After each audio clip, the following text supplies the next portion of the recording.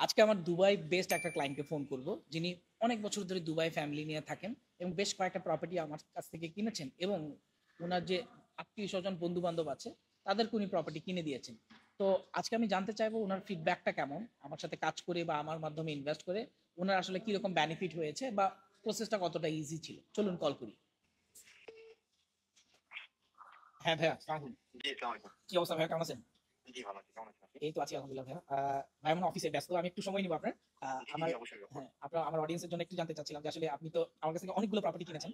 So হুম, হুম, এবং আপনার আত্মীয়স্বজন, বন্ধু-বান্ধব সবাইকে প্রপার্টি কিনে দিয়েছেন। সো হুম, হুম। আসলে জার্নিটা কেমন ছিল? ওয়াজ ইট ভেরি ইজি? আপনার প্রসেসটা কেমন লেগেছে? ভাই জার্নি কেমন ছিল ওইটা আসলে আমি কি বলব? এক কথায় আমি যেটা বলি যে, আমার কাছে মনে হয়েছে যে প্রপার্টি আমি বাই করেছি। হু, হু। বাট আপনি এত যত্ন করে আমাদেরকে দেখিয়েছেন, নিয়ে দিয়েছেন। এতে মনে হয়েছে যে প্রপার্টিটা আপনি বাই করেছেন। থ্যাংক ইউ আমার সো মাচ ভাইয়া।